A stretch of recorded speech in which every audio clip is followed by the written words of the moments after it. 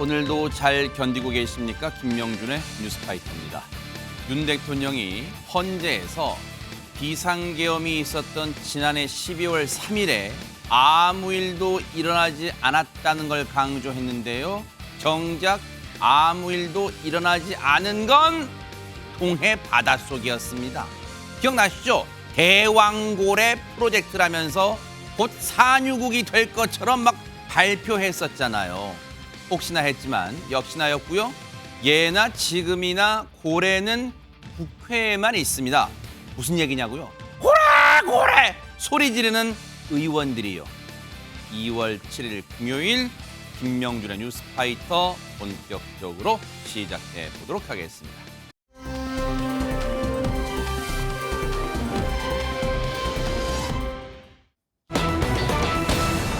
오늘 이 비보를 접하시고 많은 분들이 놀라고 또 슬퍼하셨을 거예요.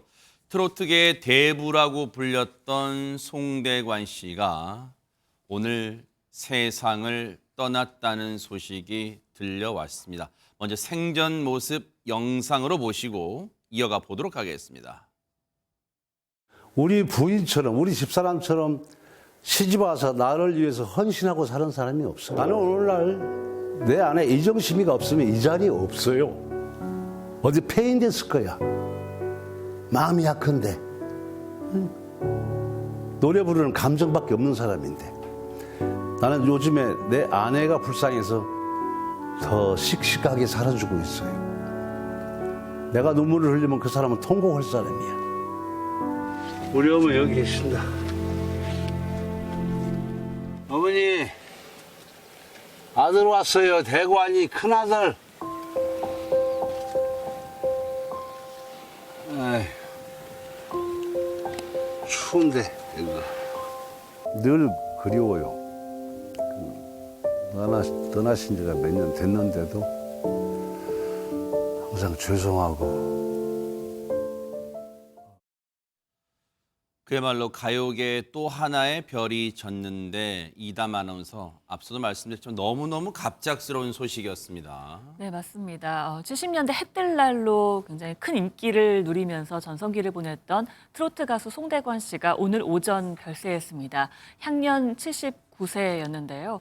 조금 전에 본 영상은 돌아가신 어머니를 뵈러 간 영상이었는데 송대관 씨의 어머니 같은 경우에는 2016년 2월 7일 그러니까 9년 전 딱 오늘 돌아가셨다고 합니다. 세상에. 네, 같은 날인 건데요. 이렇게 오늘 별세 소식이 들려오면서 세상에 이런 일이 있어요. 네, 굉장히 세상에. 안타까움을 자아내고 있습니다.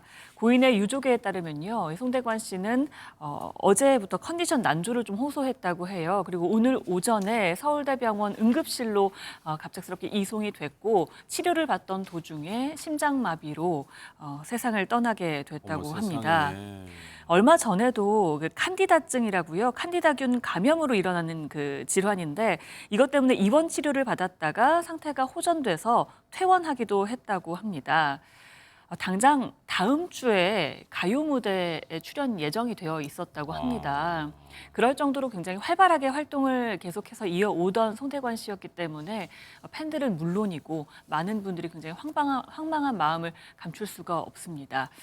많은 분들이 지금도 믿기지가 않는다고 하실 거예요. 방송 보시면서도 안진윤 기자님 너무너무 갑작스럽잖아요. 심장마비라는 거에 병원으로 이송됐는데 오늘 응급실 갔는데 혹시 평소에 지병이 있으셨던 거예요? 어떤 겁니까?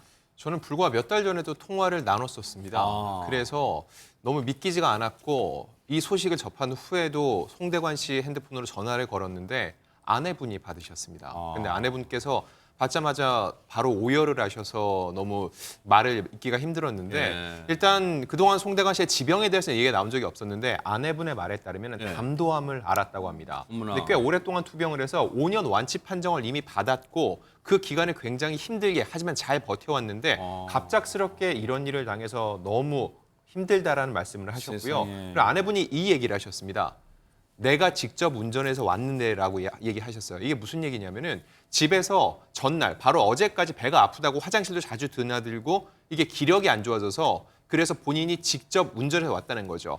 소방증 119에 신고를 해서 실려올 정도로 몸 상태가 좋지 않은 건 아니었는데 병원에 와서 치료를 받다가 심장마비가 왔기 때문에 이 유족 입장에서는 더욱더 납득하기가 힘든 상황이었던 것으로 보입니다. 하지만 결국 이렇게 숨을 거두게 됐고요. 지금은 이제 장례 절차를 밟고 있는데 소속사 관계자에 따르면은 이제 기저질환이나 평소에도 큰 질환은 없으셨다고 합니다. 그렇기 때문에 최근까지 활동을 해왔었고 지난달에도 이 전국 노래자랑에 출연을 했었습니다. 아, 그래요? 네, 출연을 했던 것 중에서 아직까지 방송이 안 나간 게 있어서 장례 절차 후에 송대관 씨의 모습 이게 이제 유작이 됐다고 볼 수 있죠. 세상에. 볼 수 있을 전망이고요. 지금 많은 분들이 침통함 속에서 속속 이 장례식장으로 모여들고 있는 상황입니다.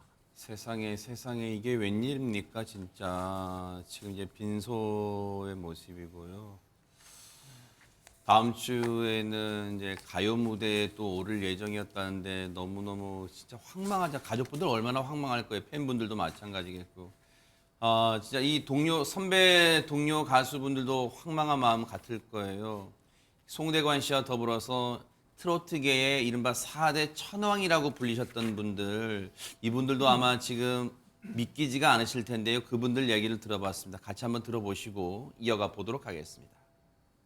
얼마 전에 현철이 형 가고 난 다음에 또 갑자기 이렇게 그 송대관 선배님의 기부를 들으니까 제 입장에 굉장히 황당하죠. 지병이 있다는 이야기는 들었어요. 근데 이렇게 빨리 가실 줄 몰랐고 한참 아주 활동할 나이인데 너무 마음이 아파요. 우리 회사에서 전화가 막 온 거야. 텔레비전 뉴스 빨리 보시라고. 그러니까 뭐 송대관 선배 돌아가셨다고. 보는 순간에 아무 생각도 없고 아이고 어떻게 해서 이런 일이 있나. 1월 초에 제 인사하고 형님 올해는 5월 달에 디너쇼 저하고 라이벌 디너쇼 한번 하시죠. 제 동생이 알아서 잡아보러 내가 갈 건게 이러면서 형님 그러려면 형님 건강하셔야 돼요. 그러니까 아따 난 괜찮아. 동생이나 건강하시란 게 나보고 막 농담하고 얘기하고 어이 내 동생 집에 명랑 크림파스타 또 먹으러 가야지 나보고. 아이고. 그래서 4대 천왕 중에 이제 1대가 현철, 2대가 송대관, 3대가 태진아, 4대가 서른도 이랬거든 우리끼리. 아이고 현철 형 가신 지가 얼마 안 됐는데 누가 뭐라 그래도 송대관 선배는 호남의 최고 가셨어요. 대한민국 트로트계의 별 중에 별이었었고. 네. 태진아 씨가 그 슬픔 속에서도 그동안 이제 송대관 씨 항상 그랬잖아요. 최지봉 교수님. 송대관 하면 태진아. 그렇죠.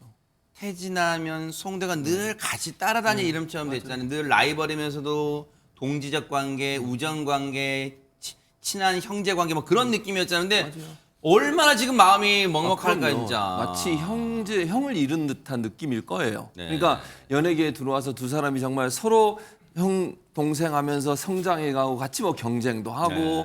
뭐 웃음을 주기 위해서 싸우는 듯한 모습도 보이고 이렇게 저희 서른도 지내셨잖아요. 씨랑도 같이 세 사람이 그러니까요. 나라 있었네요 진짜 세상에. 그러니까 소위 트로트계 4대 천왕하면 뭐 현철 씨부터 시작해서 서른도 씨, 그다음에 이제 송대관 씨, 태진아 씨 이렇게 네 분을 얘기하는 거잖아요. 신기한 영상이네 이건. 그러니까요. 그래서 이 비보를 듣고 태진아 씨가 오늘 뉴스파이터 취재진하고 아까 통화 녹음한 거 들으셨잖아요. 네네. 아니 오늘 늦게 일어났는데 형님의 부고를 듣고 정신이 하나도 없었다고 얘기를 하고 있고요. 불과 한 달 전에도 통화를 하면서 형님 잘 계시죠? 이렇게 물었고 서로 안부를 묻고 나서 5월에 디너쇼도 같이 하자고 얘기하고 또 송대관 선생님도 그렇게 하겠다고 얘기했다는 거 아닙니까? 그런데 이렇게 갑자기 비보를 들으니까 얼마나 황당하겠습니까? 네. 그리고 서른도 씨도 오늘 뉴스 파이터 취재진과 통화해서 얼마 전 현철 선배님 보냈는데 송대관 선배님까지 떠나셨다는 소식을 들으니까 너무 가슴이 아프다 그런 얘기를 했고 네. 태진아 씨는 또 누가 뭐라 그래도 송대관 선배는 대한민국 최고의 트로트 가수다라고 얘기하면서 네. 오늘 바로 빈소에 가서 계속 자리를 지키겠다 이렇게 얘기했습니다. 세상에. 뭐 전 국민이 알고 있다고 해도 과언이 아닐 거예요. 이종근 평론가님 앞서도 말씀드렸지만 진짜 거의 세트였어요. 송대관, 태진아, 송대관 지금 늘 예능 프로그램에서 나와서는 서로를 막 서로 질투하고 막 그렇게 했던 것도 막 기억이 생생하게 남네요 지금. 그렇죠. 그런데 이 두 사람 관계는 그야말로 그냥 단순한 어떤 선후배 관계가 아니라 진짜 동지적 관계였어요. 왜냐하면 정말 가장 어려울 때 서로를 도와줬거든요.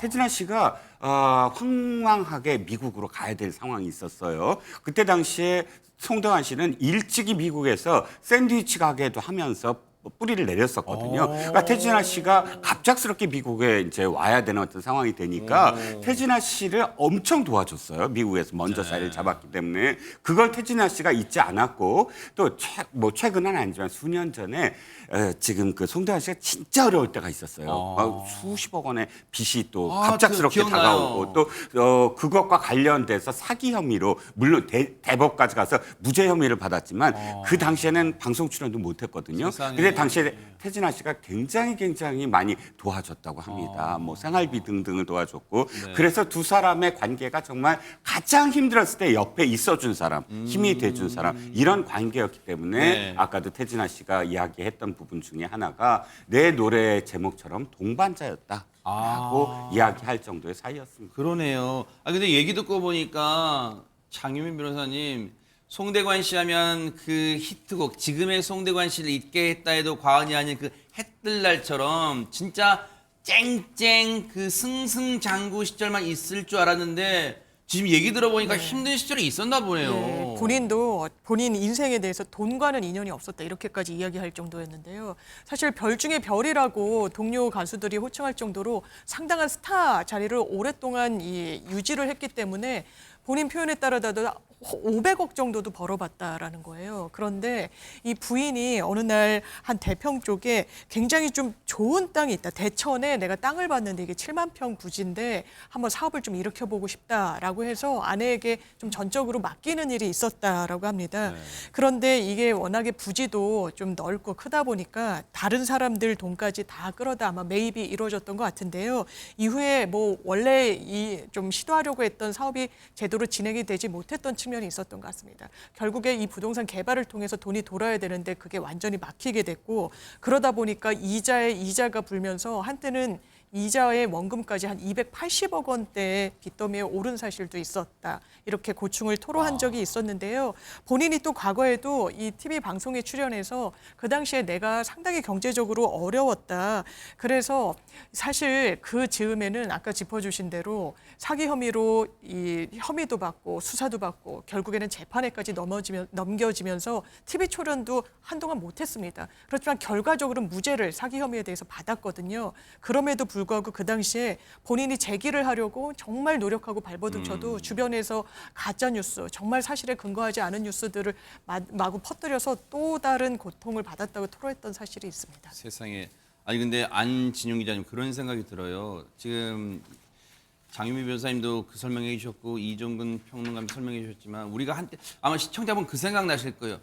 어느 순간 한때 태진아 씨, 서른도씨 등은 그래도 계속 뭐 가요 무대나 이런 이 음악 프로그램에서 심심치 않게 시청자들과 호흡하고 만나고 그런 기회를 우리가 접했는데 송대관 씨 모습이 어느 순간부터가 잊혀지고 안 보여요. 그런데 지금 얘기 들어보니까 이런 일이 있었고 혹시 안지용 기자님 그 담도암도 있잖아요. 우리 보통 큰 정신적 고통 같은 걸 겪으면 진짜 없던 병이 생긴다 그런 말이 있잖아요. 혹시 그런 이유였을까요? 어떻습니까? 전 충분히 가능성이 있다고 보고요. 그 당시에 송대관 씨가 꽤 부유하게 그래도 왜냐면 평생을 인기가도 살아왔으니까는 괜찮은 삶을 살다가 이 일에 엮이면서 모든 재산을 탕진할 수밖에 없었습니다. 세상에. 그래서 그때도 본인이 치료비가 없어서 태진아 씨가 치료비를 내줬다라고 고백한 적이 있는데 그래요? 그렇습니다. 그게 한 수천만 원 정도 되는데 그 금액이 지금에 와서 생각해보면 담도암 때문에 고통받을 때 그때 혹시 받았던 게 아닌가 생각이 들고요. 세상에. 송대관 씨가 사실 그동안 어떠한 사람들한테 비판도 받지 않다 이 일이 있고 나니까는 굉장히 위축됐었거든요. 그러다가 컴백할 때 제가 그 가요 무대 현장을 한번 간 적이 있습니다. 예. 근데 굉장히 공교로운 게 저 정도 위치가 된 스타면은 독방, 혼자 방을 쓰는데 그 방에 태진아 씨랑 함께 앉아 있는 거예요. 그래서 이제 여쭤봤죠. 왜 그러냐 그랬더니 네. 오랜만에 무대에 서는데 이런 일을 겪고 나니까 이 대가도 무대에 설 자신이 없었다는 어머나 겁니다. 세상에. 그래서 태진아 씨가 일부러 그 방에 함께 있으면서 계속 용기를 북돋아 줬던 거죠. 선배 형 충분히 할 수 있다. 그렇게 송대관 씨가 다시 기운을 차리고 활동을 이제 막 시작을 해서 그렇기 때문에 가요 무대도 세상에. 그렇고 전국 노래자랑도 그렇고 최근까지 다시 활발하게 활동을 해오고 있던 찰나였는데 하필 이 시기에 이렇게 갑작스럽게 유명을 달리하게 됐던 겁니다. 얘기 듣고 보니까 진짜 태진아 씨는 송대관 씨에게 진짜 친동 혈육과도 같은 그런 존재였네요. 생각해 보니까. 그런데 여러분은 혹시 송대관 씨 이름 석자를 대면 어떤 노래가 기억에 남으세요? 마지막까지도 무대를 사랑했던 남자 송대관 씨의 모습 좀 보시고 이어가 보도록 하겠습니다. 우리 트로트계의 배우 송대관 씨 모시겠습니다. 여러분 덕분에 오늘 이 자리에 설 수 있었습니다라는 그런 마음가짐으로 제목은 덕분에라는 노래인데 잘 들어보시고 박수 많이 보내주세요. 무너지고 쓰러지고 주저앉고 포기하고 싶을 때 여러분 덕분에 당신 덕분에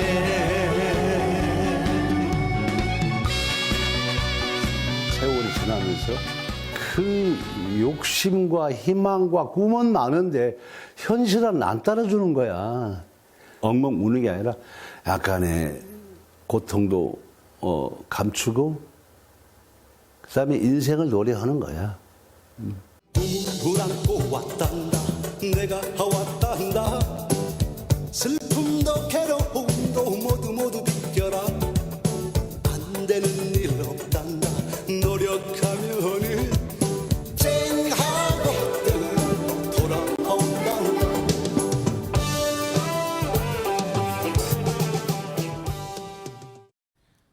그니까요. 해 뜰 날은 아마 이제 막 꼬맹이 분들은 모르시도 정말 어느 정도 나이 드신 분들은 해 뜰 날 노래를 지금도 덩실덩실 춤을 추실 것 같은데 앞서 들었던 덕분에란 노래는 모르긴 몰라도 송대관 씨가 지금의 이 자리까지 있게 해준 많은 팬분들과 국민분들께 드리고 싶은 그런 자서전적 제목 아닌가 그런 생각이 들어요. 덕분에 여러분들 덕분에 지금까지 행복하게 가수 생활했습니다. 그런 마음을 담지 않았을까 싶은데 안지윤 기자님 제가 방송 들어오기 전에요.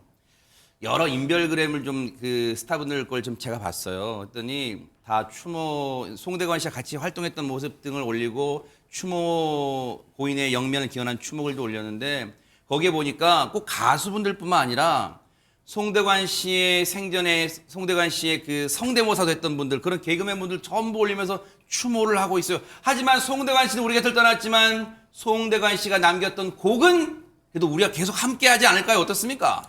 저는 가수는 노래 따라간다 이런 얘기가 딱 맞는 것 같은데 1967년에 데뷔곡이 인정 많은 아저씨였거든요. 정말 그렇게 푸근한 인상을 세상에. 갖고 한평생을 살아왔고요. 진짜 그렇게 보여요. 인정 많은 아저씨처럼. 맞습니다. 근데 무명 생활도 꽤 길었고 그러다가 1975년 해 뜰 날로 정말 쨍하고 스타가 됐습니다. 네. 그 당시 굽는 걸 밥 먹듯이 한 긴 무명 생활을 지나 해 뜰 날을 만나 진짜 쨍하고 해 뜰 날이 찾아왔다라고 소감을 밝히기도 했는데 이 노래는 박정희 전 대통령이나 정주영 명예회장도 굉장히 좋아했던 노래로 유명한데 그 이후에도 사실 많습니다. 정때문에도 있고요. 차표원장도 맞아요. 있고요. 유행가도 있고 그러네요. 끊임없이 계속 좋은 노래를 발굴하면서 대중들을 또 웃고 울게 해줬는데 그래서 본인의 이 신조를 이렇게 얘기를 합니다. 내 신조는 Enjoy My Life. 인생을 즐기자는 거죠. 재방송 없이 사는 인생, 열심히 살아도 늘 부족하다. 그러니 지금 부족한 것은 전혀 부럽지 않다라고 얘기를 했는데 저는 또 대표곡으로 이 얘기를 또 하나 말씀드리고 뭘까요? 싶어요. 제가 최근에 인터뷰를 했던 건요. 신곡을 내셨기 어머나. 때문이었어요. 그 신곡의 제목이 지갑이 형님이었고요. 최근에 부른 노래도 가요 무대나 이런 데 부른 노래도 이 노래였습니다. 왜 지갑이 형님이라고 제가 물어봤더니 지갑이 형님이란 결국 지갑을 열고선 후배들 주변 사람들한테 넉넉하게 이렇게 베푼다는 건데 과거에 본인이 넉넉할 때는 그거를 해줬는데 요즘은 아무래도 그렇게 넉넉하진 않다는 네. 거죠. 근데 그 마음만큼은 지금과 다르지 않다는 그런 뜻에서 지갑이 형님이란 노래를 발표했는데 이게 유작이 됐기 때문에 다들 기억해 주셔도 좋겠고요. 근데 결국은 또 노래 따라 간다는 게 이렇게 한평생 산 송대관 씨가 천당행 차표 한 장 끊고 이제 유유히 떠나시는 것 같습니다. 그러네요. 정말 안지윤 기자님의 그 말 들으니까 더 먹먹해지고 실제 그 지금 MBN의 현역가왕 2 하고 있잖아요. 거기서도 얼마 전에도 후배 가수들이 송대관 씨의 그 기존 히트곡을 가지고 멋지게 간드러지게 부르는 모습 봤거든요. 송대관 씨는 우리 곁을 떠났지만 그가 남긴 멋진 곡은 또 후배분들이 멋지게 또 부르면서 고인을 또 기리지 않을까 그런 생각 해봅니다. 우리에게 많은 사랑과 행복을 줬던 송대관 씨 영면을 기원하도록 하겠습니다.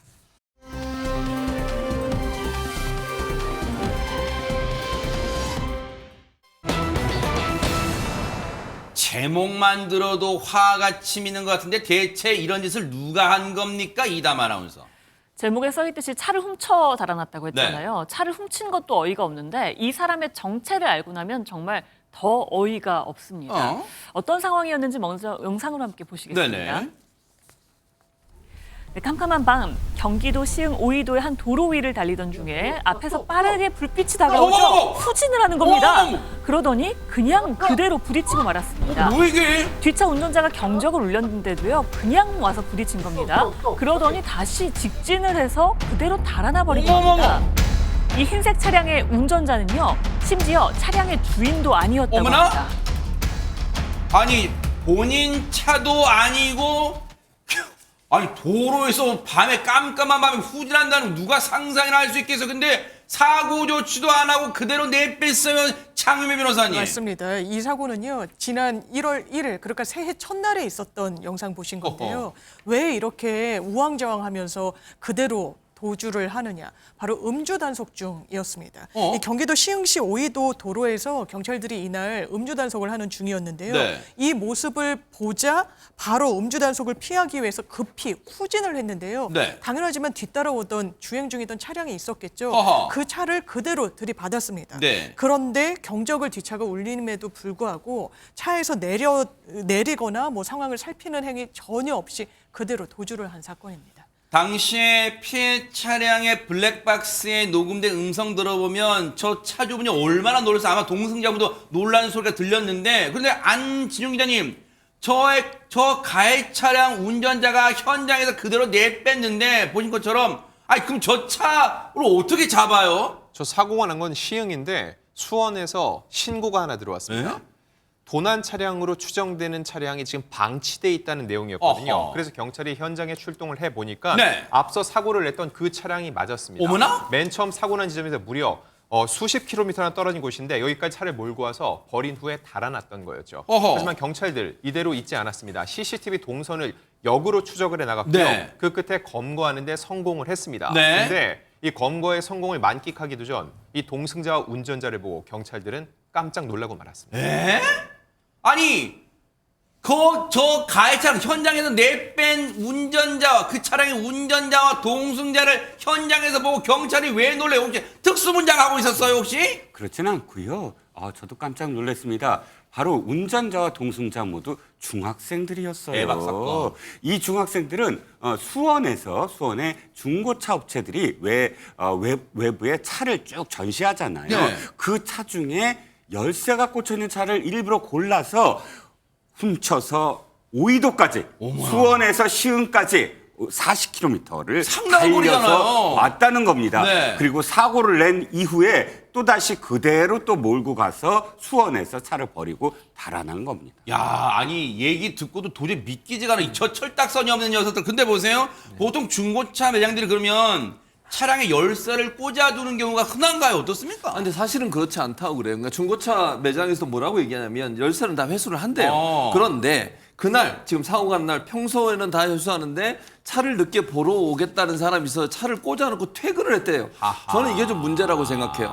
차 안에 넣어두고 퇴근하면 어떡합니까? 기다렸다가 차 키를 갖고 있다가 보여주든지 해야지. 네. 그냥 그러면 연락해서 차 키 안에 있으니까 가서 타보세요. 이렇게 하는 거잖아요. 이걸 어떻게 이해가 하는지 저는 이해가 잘 안 되는데 그러니까요. 어쨌든 그렇게 해서 차를 이 중학생들이 타게 된 건데 네. 절도당한 피해 중고차 매장도 그렇고 그다음에 사고 피해를 당한 차 있잖아요. 맞아요. 피해 당한 차 모두 피해가 크고 네. 중고차는 거의 반파 상태가 됐다고 그러고요. 네. 그리고 지금 폐차 처리하는 수준이라 수리해서 판매할 수도 없는 상황이라고 얘기를 하고 있고 네. 사고를 당한 피해 차량 같은 경우에는요. 이게 운행한 지 겨우 5, 6개월밖에 안 된 새 차래요. 지금 이게 피해 차량이네요. 예, 네. 새 차예요. 새 차인데 수리비만 680만 원이 나왔다고 해요. 어머나. 새 그래서 차인데. 예, 5, 6개월밖에 안 된 차예요. 네. 얼마나 마음이 상처가 있겠습니까? 그러니까요. 어머 세상에. 그런데 문제는 가해 학생 부모들이 사고 발생 후 3주가 넘도록 연락도 안 한다는 거예요. 어머나? 그래서 결국은 피해를 당한 이 피해자가 직접 먼저 연락을 하는 사태가 벌어졌다고 하니까 모두 아직까지 피해 차량 그리고 중고차 매장 양쪽 다 피해 보상을 받지는 못했다고 합니다. 허허. 특히 저 블랙박스 당시에 블랙박스 피해 차량 운전자 있잖아요. 그 운전자 입장에서 얼마나 억울하겠어요. 얘기 들어보시고 이어가 보도록 하겠습니다.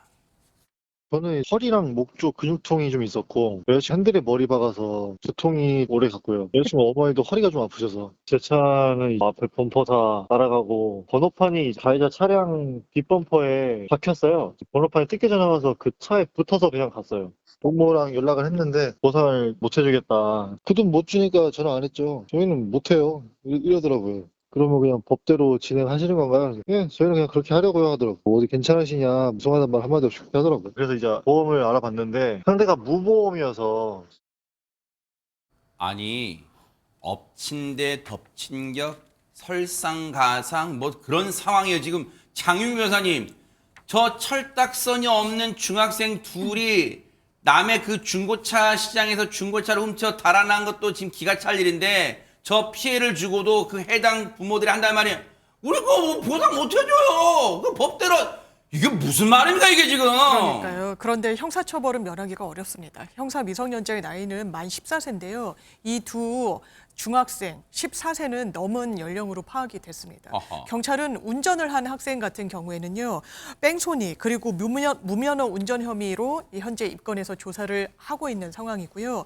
사실 동승자라고 하더라도 처벌에서 자유로운 건 아닙니다. 만약에 음주운전까지를 했다라고 한다면 네. 이 부분과 관련해서 방조 내지는 이 운전을 용이하게 한 혐의가 입증된다면 같이 처벌을 받을 수 있게 되는 건데 현재 무면허와 뺑소니로는 조사를 하고 있지만 음주 여부는 파악 중에 있다고 합니다. 그리고 지금 보험도 이 피해 아마 여기서 장윤 변호사님 네. 보험을 알아봤는데 상대가 무보험이라서 그랬잖아요. 그럼 여기서 어차피 미성년자이기 때문에 그 중학생들이 맞습니다. 무보험인 것은 어차피 당연지사인데 그러면 무보험이란 얘기는 그 해당 학생들의 부모가 연대 책임을 질 의무가 있습니까? 아니면 왜 이 무보험이면 이 피해 차량 차주는 어디 가서 이걸 피해 보상을 받는 거예요? 궁금하잖아요. 그러니까요. 저희가 교통사고 사건을 할 때 상대방이 굉장히 자력이 없거나 어리거나 했을 때 실제로 그 보험 처리가 안 되는 경우들이 있습니다. 이건 훔친 차량이었고 본인들이 무면허 상태이기 때문에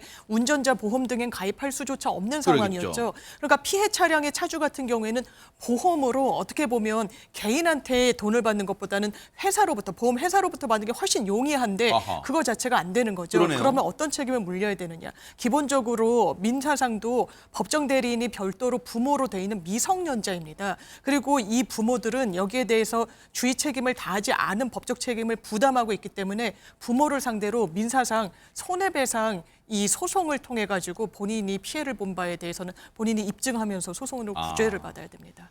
수고스럽겠지만 그 철딱선이 없는 학생들 부모들이 한다는 말이 법대로 하세요라 했잖아요. 그러니까 본때를 보여주세요. 법대로 해보세요. 그러면 아마 그때 가서 뒤늦게 이 후회의 눈물 흘릴지도 몰라요. 과연 법이 얼마나 무섭고 살아있다는 걸 보여줄지 한번 기대를 해보도록 하겠습니다.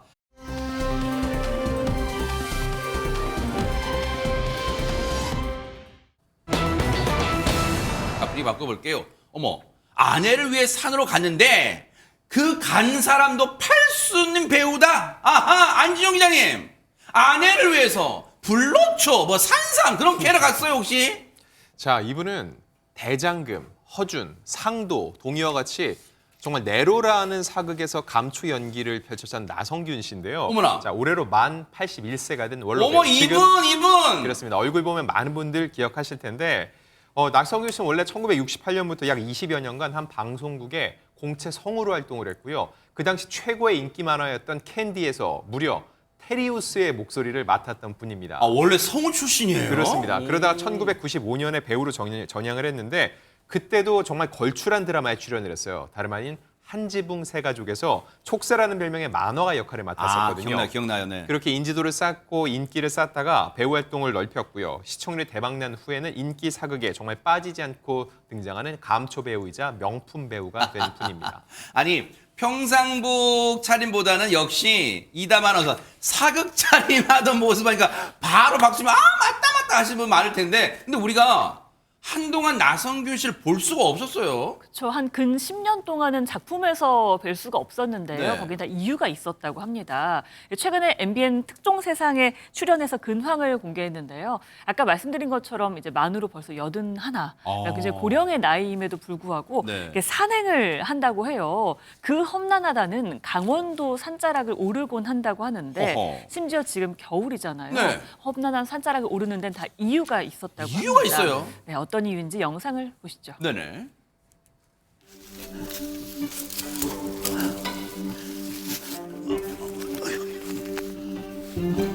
좀 천천히 가세요.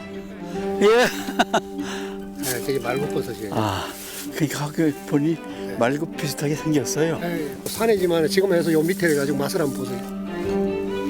예, 버섯 향이라든지 이렇게 나옵니다. 좋은 걸 캤습니다. 여기 뭐가 많이 달려 있네요, 요거. 황철 상황버섯인데 네. 이제 귀한 거예요, 이게. 반갑다. 아이고, 좋은 걸 발견했네. 이게 면역력에 그렇게 좋답니다. 그리고 혈당 저하시키는 데도 좋고. 제가 꼭 살리고 싶은 사람이 있습니다. 그 사람을 위해서 이렇게 고생을 해서 여기까지 왔고 이걸 꼭 다려서 먹이고 싶습니다.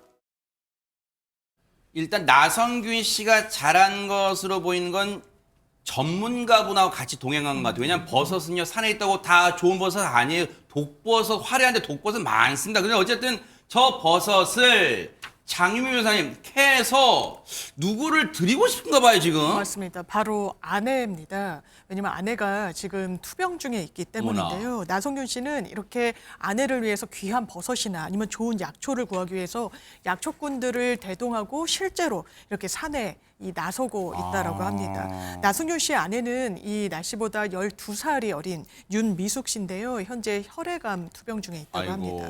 처음에 아들의 결혼을 앞두고 상견례까지 마친 상황에서 이 발병 사실을 알게 됐고 그 이후에도 꾸준히 치료를 받아서 어느 정도 호전됐구나, 완치됐구나 할 그 즈음에 바로 다시 재발이 됐다고 합니다. 그게 한 1년 전쯤에 있었던 일이라고 하는데요. 이번에 3번째 좀 치료를 받게 하면서 남편인 나성균 씨가 이렇게 적극적으로 나서고 있는 것으로 보입니다. 암을 겪어보지, 암에 걸려보지 않은 분들은 그 고통을 어떻게 헤아릴 수 있겠습니까마는 그냥 피상적으로 생각해 보면 이종근 평론가님, 네. 암 자체도 고통스럽지만 이 항암 치료 과정도 고통스러울 거 아니에요. 네, 그렇습니다. 나성균 씨 아내 되시는 분은 지금 장 변호사께서도 말씀하셨지만 이번이 3번째 치료거든요. 세상에. 그러니까 3번째 또다시 이제 재발했다라는 이야기가 들었을 때 항암 치료를 안 받겠다라고 이야기를 했대요. 아이고. 왜냐하면 항암 치료 과정에서 모든 걸 먹지도 못하고 다 토해내는 과정들이 너무너무나 힘들었기 때문에 아이고. 그냥 살 때까지만 살게요라고 나성균 씨한테 호소를 했는데 나성균 씨 아니다. 해야 된다라고 설득을 하고 또 이 지금 항암 치료 때문에 뇌경색까지 걸렸다고 아이고, 합니다. 어떡해요. 뇌경색 치료도 받는데 이 나성균 씨가 직접 아내의 옆구리에 주사까지 놔주면서 살아야 된다, 치료 받아야 된다라는 설득을 하면서 이렇게 좋은 것들을 찾아서 직접 나성균 씨 아내에게 구해다 주는 그런 열정을 지금 보이고 있다고 합니다. 어머나 세상에.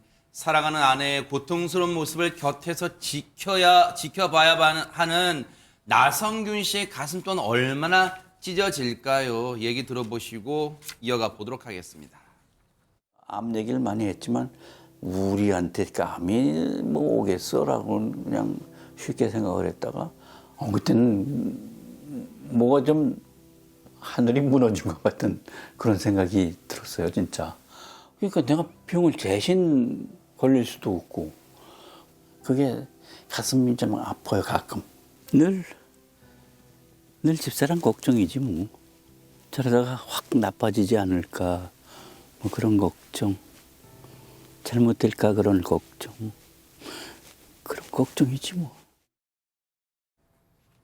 사랑꾼이세요. 진짜 사랑꾼이세요. 왜냐하면 아파하는 아내를 대신해서 뭔가 해줄 수 있는 게 없다고 있으면 안타까워하잖아요. 근데 그러면서도 뭔가 아내를 위해서 대신 해줄 수 있는 걸 찾았다면서요. 그러니까요. 왜냐면 본인은 과거에는 이 아프기 전에는 일밖에 몰랐다는 거예요, 나성균 씨가. 그러다 보니까 집안일을 하거나 아니면 아내를 도와주는 일 거의 없었다고 하는 거거든요.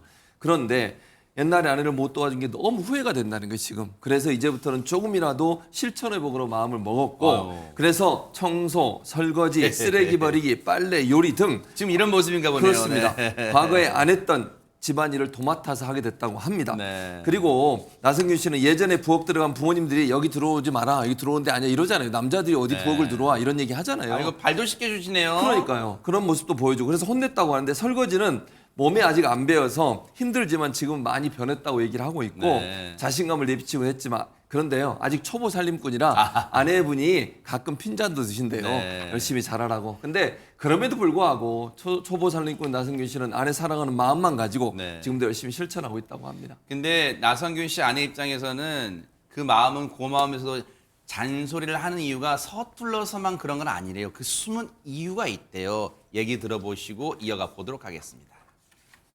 제가 이제 암투병을 하다가 보니까 이제 많이 여러 번 재발을 했기 때문에 좀 슬픈 생각이긴 한데 다 뭐 누구나 죽으니까 근데 이제 남편 혼자 두고 갔을 때 걱정 그런 거가 좀 있는 것 같아요. 혼자 있을 때라도 잘 씻고 잘 먹고 그래야 되잖아요. 착하고 이쁘고 속이 깊은 여자다. 조금만 더 내가 같이 죽었으면 좋겠다. 그때까지만 좀 살아다오. 그런 마음뿐이야. 아름답네요. 부부의 어떤 그 마음이요. 서로를 향한 마음이. 지성이면 감천이란 말이 떠오릅니다. 분명히 나성균 씨의 지극한 마음이 정성이 분명히 기적을 만들어낼 거라고 믿습니다. 기대해 보도록 하겠습니다. 기운 내시기 바랍니다.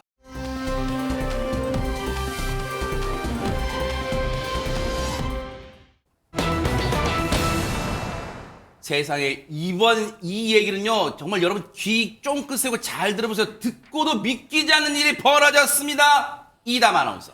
네, 이 사건은 일단 2021년 8월 8일로 거슬러 올라갑니다. 네. 자, 먼저 40대 여성이 있는데요. 이 여성은 이혼을 고민을 하고 있습니다. 아이고. 그리고 이 남편 역시 40대인데요.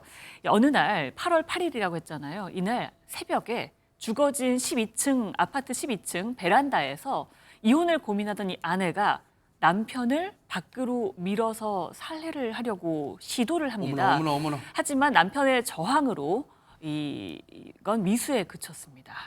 아니 저때 남편이 저항하면서 일단 화를 모면하겠는데 당시에 남편이 얼마나 진짜 알고 있던 욕을 다 했을까. 지금 당신 미쳤어 지금 뭐 하는 짓이야 했을 거 아니에요 안진용 기자님. 네, 아무리 이혼을 고민하고 있다지만은 남편을 이렇게 하려고 한다? 뭔가 좀 석연치 않잖아요. 어허. 이를 부추긴 제3자가 있었어요. 에? 그 제3자는 바로 40대의 여성의 내연남과 또 하나 중요합니다. 이 내연남의 아내였습니다. 어머나. 자, 이 40대 여성 내연남과 바람 피다가 불륜이 적발이 됩니다. 그리고 나서 협박을 받았고 결국은 내연남 부부에게 1억 원을 건넸는데요. 근데 중요한 거, 이 내연남 부부는 여기에 만족하지 않았던 겁니다. 그리고 보험금 등을 타내기 위해서 이 40대 여성에게 남편을 살해하라고 사주까지 했던 거였죠. 게다가 남편을 무고하게 고소하라고 부추기기도 하는데 왜냐면 지금 이혼을 고민하고 있다고 했죠. 네네. 남편을 상해죄로 고소하면 이혼 소송을 유리하게 이끌 수 있다고 계속적으로 설득을 해왔던 겁니다. 네. 하지만 이 40대 여성의 시도는 실패로 끝났고요. 이후 이혼은 했습니다. 그런데 이듬해 이 40대 여성의 남편은 결국 사망했습니다. 허허 참 무슨 해괴한 지금 영화 같은 얘기잖아요. 이제 소름 돋는 영화. 그런데 이담 아나운서 이들이 원한 즉 내연남 부부 그리고 이 40대 아내 이 세 사람이 원하는 대로 뭔가 결말이 나온 거예요. 어떻게 된 겁니까 그러면? 일단 이 여성이 내연 관계였다고 했잖아요. 네. 그 내연 관계도 이제 순탄치는 못했습니다. 남성이 사망한 후에 이 40대 여성이 이 내연남인 부부와 또 이제 좀 거리를 두려고 했던 모양이에요. 네. 당연히 거리 둬야죠. 네. 그러니까요. 그러니까 이 내연남인 분이 여성을 감금 폭행하고 어머나? 돈을 요구를 했다고 합니다. 어머나, 어머나. 그리고 무려 15억 원을 요구를 했다고 해요. 그러면서 이 여성에겐 자녀들이 있는데 자녀의 집에 찾아가고 어머나. 연락하고 그 스토킹을 했던 겁니다. 그래서 이 여성이요 참다 못해서 경찰에 신고를 하게 됩니다. 아니 이 범죄 영화 내용보다도 더 오싹하고 충격적인 이 사건의 결말 끝이 있긴 있는 겁니까 진짜? 그렇습니다. 결국 내연남을 경찰에 신고했다고 지금 얘기를 들으셨잖아요. 네. 신고하니까 경찰이 수사를 했을 거 아닙니까? 아하. 내연남의 집에 들어가서 압수수색을 합니다. 네. 거기서 찾아낸 자료가 중요한데요. 뭘까요? 내연남 부부의 자택에서 살인 미수 교사 협박 자료가 발견이 된 겁니다. 하하. 그러니까 이제 범죄가 성립이 되는 거잖아요. 네. 그리고 나서 살인 미수 교사 중강금 치상 무고 촬영물 등을 이용한 강요와 협박 등으로 내연남을 구속 기소했고요. 공범인 내연남 아내도 구속 기소가 됐습니다. 네. 그리고 이 40대 여성 있지 않습니까? 네. 이 사람 같은 경우도 남편을 살해하려 하고 거짓 고소한 이 여성에 대해서 살인 미수와 무고 혐의로 함께 재판에 넘겨졌습니다. 자, 저 몹쓸 인간 세 인간이 모두 재판에 넘겨진 건 그나마 다행인데 법원은 저 세 인간들에 대해서 어떤 이 형벌을 내렸을까요, 장유미 변호사님? 재판 내내 이 내연남 부부는 우리는 살인 교사를 한 이 자체가 없다. 우리가 부추기거나 한 사실도 없다라고 다퉜지만요. 네. 법원은 이런 사실을 인정하지 않았습니다. 아하. 오히려 이 내연남 부부가 40대 여성과 일부러 아주 긴밀한 관계를 맺었다고 본 거죠. 아. 이유는 돈 때문이라는 게 재판부의 판단이었고요. 네네. 아마 이 40대 여성이 남편이 사망하면 받게 될 상속 재산이 상당량이 있을 것이라고 파악을 하고 네. 이걸 노리고 계획적으로 범행에 이르렀다. 이렇게 판단을 받았습니다. 네. 때문에 40대 여성의 이 내연남 징역 7년형 선고받았고요. 네. 내연남의 아내에게도 징역 5년이 선고됐습니다. 아하. 그리고 이들에게 계속해서 남편을 살해하라고 부추김을 당하기도 했고 무고로 고소를 하기도 했던 이 40대 여성 역시 살인 미수 등의 혐의로 징역 3년에 집행유예 5년형을 선고받았습니다. 근데 장유미 변호사님, 저 몹쓸 세 인간들이 직접적으로 행동으로 무슨 그 40대 남성을 죽음에 이르게 한 건 아니지만 지금 형량이 나왔잖아요. 선고됐잖아요. 혹시 이건 중형에 해당한다고 볼 수 있나요? 상당히 중형이라고 하죠. 왜냐하면 살인의 직접적인 결과를 이들의 행위로 사실 초래된 건 아니었다는 점이 감안은 되더라도 네. 대단히 죄질이 불량하지 않았다는 아하. 겁니다. 불량했다는 겁니다. 그래서 사실상 사망하더라도 어쩔 수 없었다라고 생각해가지고 굉장히 치밀하게 계획을 세웠고 이 부분과 관련해서 특히 40대 여성은 어떻게 보면 선처를 받았는데 이거는 이 돌아가신 40대 전 남편의 유족들이 이 여성에 대해서만큼은 좀 선처해 줄 것을 탄원했기 때문에 이렇게 양형에 있어서는 차이가 나는 것으로 보입니다. 절대로 몹쓸 짓을 하고는 이 두 다리 뻗고 잘 수 없다는 걸 여실히 보여주는, 그리고 법이 살아있다는 걸 보여주는 그런 판결이었습니다. 너무너무 오싹합니다.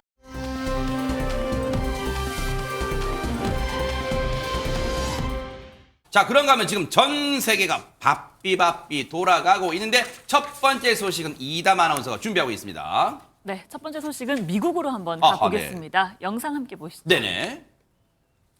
네, 빙글빙글 와. 원을 그리면서 회전을 하기만 하는 보트입니다. 와. 뭐 하고 있는 거지 하던 찰나에 지금 어? 다른 보트가 다가와서 저 보트 옆에 바짝 붙습니다. 오. 보트 위에 있던 사람이요, 갑자기 작은 보트로 껑충 뛰어내립니다. 잘 보시면요, 저 작은 보트 안에는 운전자가 의식을 잃고 쓰러져 있었습니다. 어머나. 그래서 이 남성들은요, 곧바로 운전자를 옮겨서 응급 조치를 시행합니다. 세상에. 이 남성 곧바로 병원으로 이송이 됐는데요, 정말 아찔했던 순간이었습니다. 어머나, 아니 저 상황을 만약 그냥 모르고 봤으면 어머 저 사람들 뭐 하는 거야? 무슨 물 위에서 그냥 보트 환승하는 거야? 뭐 그렇게 생각했을 거예요 진짜. 저 사람들이 누구냐면요, 경찰이었습니다. 아. 네, 경찰 보트를 타고 지금 이상하게 돌고 있는 보트에 접근을 해서 아하. 문제를 발견하고 저 위험에 빠진 쓰러져 있는 보트 운전자를 심폐소생술을 한 거예요. 세상에. 그런데 하다가 뭘 발견했느냐? 네. 당뇨 키트를 발견했어요. 어머나. 당뇨병 환자들이 이제 인슐린 이렇게 주입하는 키트 그렇죠, 주사를 네네. 있잖아요. 이걸 발견하고 아, 당뇨 환자구나 생각하고 해안으로 빨리 옮겨서 세상에. 치료를 받게 해서 이렇게 빠르게 구조함으로써 건강을 회복할 수 있는 기회를 제공했다고 합니다. 자칫 잘못하면 구조에 나섰던 경찰분들도 위험에 빠질 뻔한 상황이었지만 어쨌든 멋진 모습이었고 정말 안전하게 구조했다니 다행이었습니다.